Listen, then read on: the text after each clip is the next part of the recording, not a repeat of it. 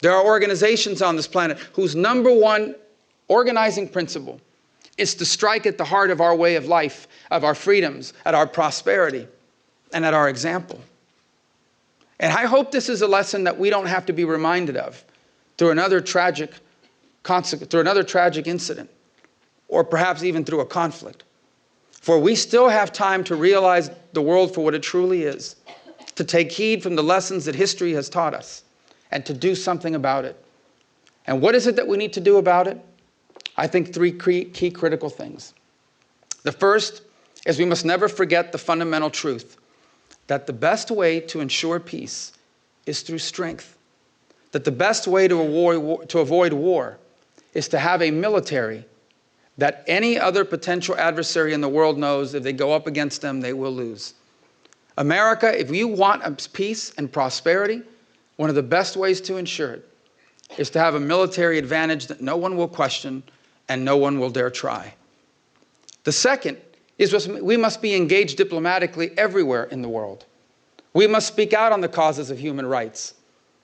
And that includes not just violations of democracy, but systemic violations against women and children and the poor and the defenseless, violations of religious liberties. In this world today, there are people sitting in jails because they converted to Christianity. There are women that are forced to have abortions. We should never stand by and see these as legitimate practices of another culture. Not in the 21st century, not on our watch. I hope that when people look back at our time here, they will say that this generation of Americans were a clear voice against these abuses, whether they were committed by friendly governments or hostile ones. We should never stand by with our arms crossed and watch the rights of other people violated without saying a word. And by the way, when we speak on these issues, the world cares. And last but not least, we must lead by our own example, by putting in place policies that rescue the important programs that underpin our economy. Programs like Social Security and Medicare, whose runaway costs are forcing us each and every day to make draconian cuts on our military expenditures and therefore our military capabilities. By turning our economy around, by embracing the principles of free enterprise that prove to the world what a free people can do when given the opportunity to turn their ideas into a business or to a product. It is through the strength of our military, the engagement of our diplomatic voice, and our example as the world's leading economy that we can ensure that peace and prosperity spreads in the 21st century instead of erodes. This is an extraordinary challenge before us, but a necessary one, not a unique one. In fact, every generation before us has had a similar challenge. Your great-grandparents' generation fought in the First World War, if they lived here. It was a time of extraordinary struggle. Your grandparents' generation endured the Second World War and Korea and much of the Cold War, a time of extraordinary loss of life and global instability. Your parents, and maybe some of you, lived through the Vietnam era, a troubling time for our nation, when thousands of our young men and some women returned from service abroad in caskets covered by our flag.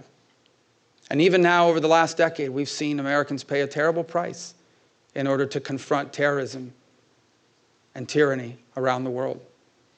Now it is our time to confront the nature of our new challenges. And the choice couldn't be clearer. It is a choice between two very different futures.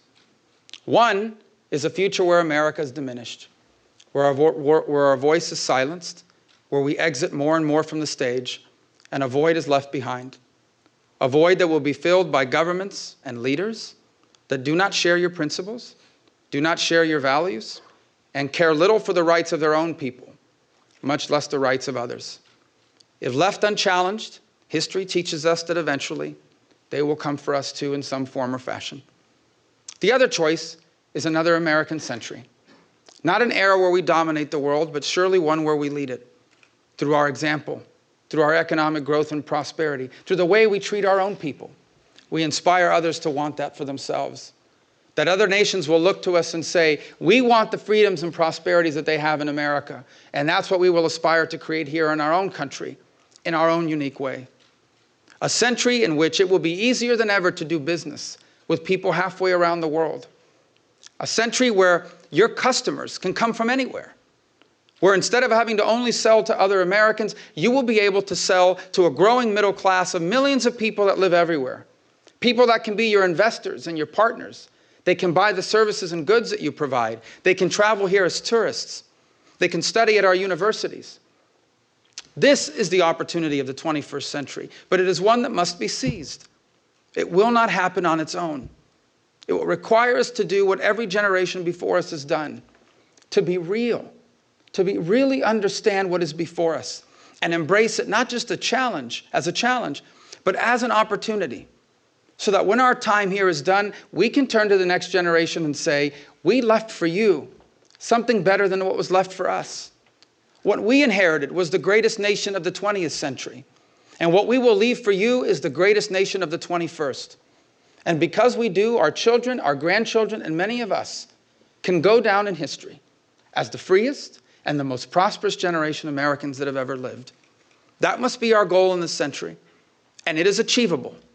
But we must remember that in order to do it, we must embrace the greatness of our past to lead us to an even more greatness in our future. So thank you for the opportunity to speak to you about these things. I look forward to discussing it now. Thank you.